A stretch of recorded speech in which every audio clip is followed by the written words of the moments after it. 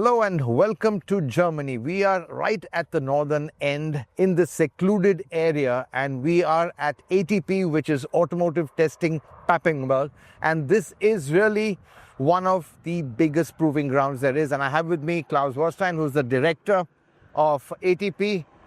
We are standing here right above the banking of their high-speed track. I think 250 kilometer on this very steep banking, Klauss. So I think obviously everyone's, I think the high-speed track is always the jewel in any proving ground. I'm sure it is over here. So just some details on that. We have nat tracks back home, 11.3 kilometers, but if you can share some details of this facility. Yeah, the high-speed track has a length of 12.3 kilometers with two straights at the length of 4.2. The banking is 49 degrees on the top, which enables a neutral speed of 250, which does not mean that this is the maximum speed that is possible. It is possible to get even in the curves a bit faster, and also on the straights. We have had vehicles with more than 400 kilometers per hour. What's the fastest any car has gone over here? Not so long ago, we had a world record by Bugatti Rimac with a convertible car. They made 452 kilometers per hour. That's almost 100 kilometers faster than what we did at nat track. So maybe we'll come here one day with a fast car. Yeah, would be nice for us, but honestly, I'm not so happy with those really fast cars. It makes you nervous. It makes a bit nervous. Yeah. Yes. Understood. Anyway, coming back now to the facility over here. Obviously, this is completely open. Just want to understand, from the auto industry point of view, what do manufacturers really see the benefit over here? This proving ground is known for this high-speed tracks, mainly because in Germany it's still possible to have a maximum speed on open roads of 250. All vehicles that are able to do that speed have to be tested, and this test area specially designed for that is this proving ground here in Papenburg, originally built by Mercedes-Benz in the early 90s. Right. And, obviously we've seen a lot of tire companies here as well. We've had Seat tires. Yeah. They do a lot of their testing here. So just to get a sense in, how do you cater the facilities for, let's say, even some of the suppliers over here? Because you've got brake testing, people do tire testing. So just if you can just share with us, how the let's say the test tracks are structured. The test tracks or the usage of the test tracks is individual. We have separate workshops for all companies which are here on a long or short time basis. We have a booking system, so all the customers announce what they would like to do here on our tracks, and we care for the capacities, and we have a test and safety coordination that brings that all together.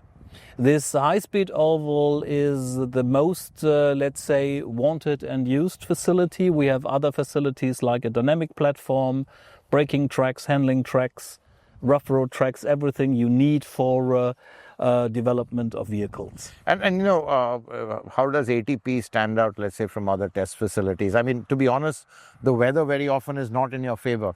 It's raining, it can be cold. So do you find that sometimes that's a disadvantage, especially in the winter when people might want to go to Spain?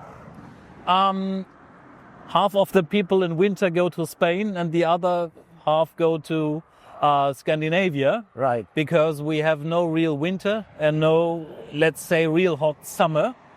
But that is an advantage for us, because that is, let's say, real life in most of northern European, North American regions.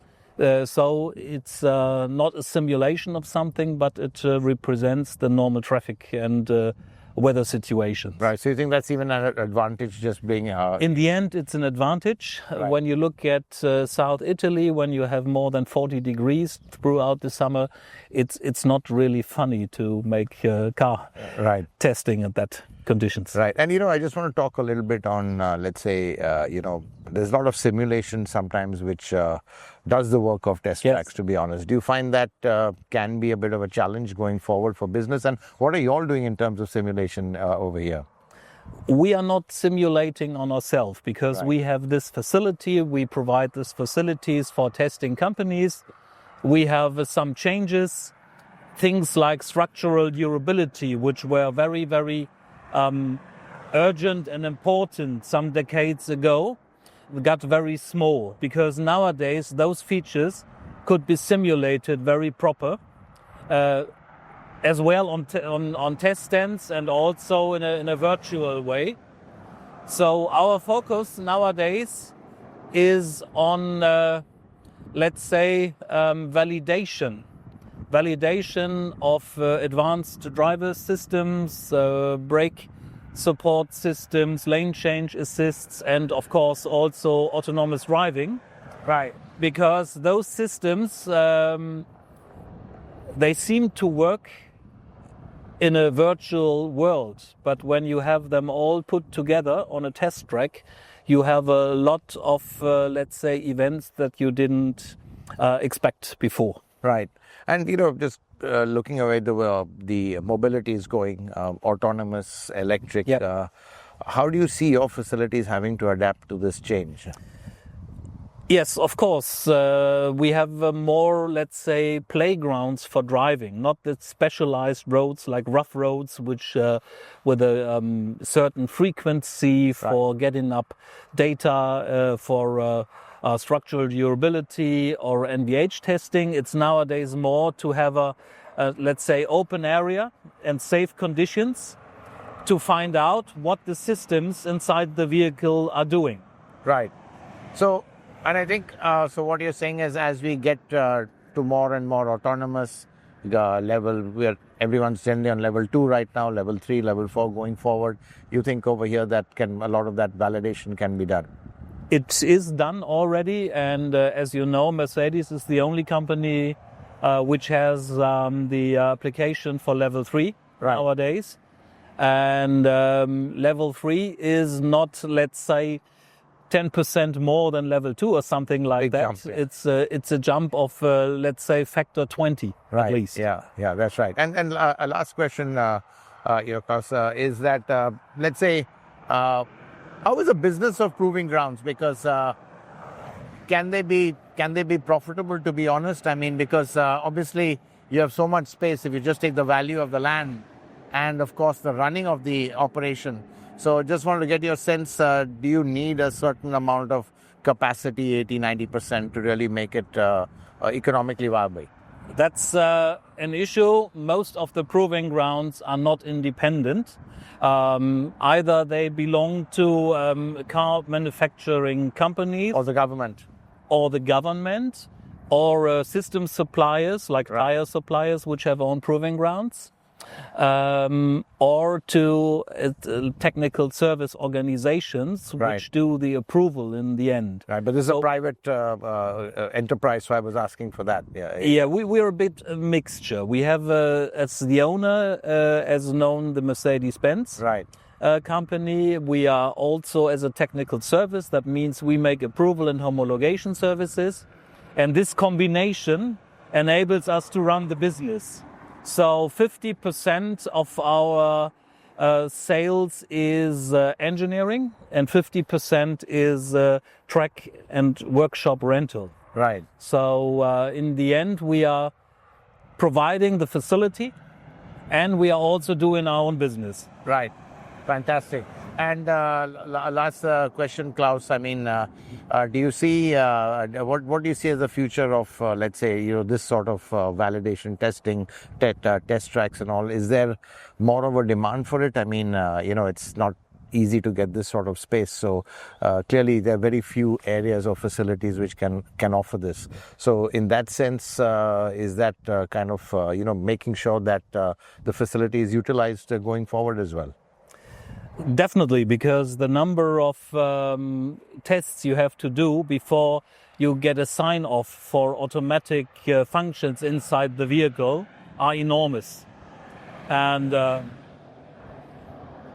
it's not possible to do this on open roads because you can harm anybody there. So you need this, let's say, safe and secure space.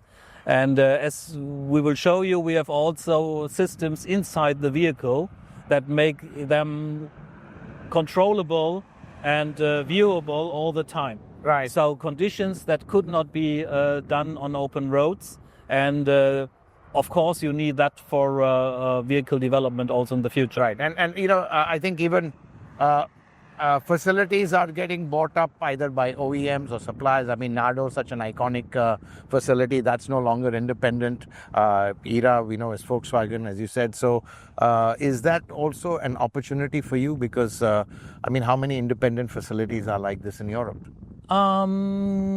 Nardo is independent. Right. They belong to Porsche Engineering, which belongs to Porsche.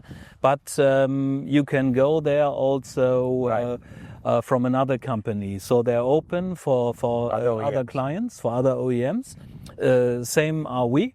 IDIADA in Spain also the same. So these are the, let's say, big three independent proving grounds on the continent. You have Millbrook and Myra in England also doing the same. So there will always be a mixture of company-owned proving grounds where they do, let's say, their secret work and this public proving grounds where they can also compare themselves to others. Right. Well, thanks for that, and really congratulations on a fantastic Thank you. Thank you, Tom.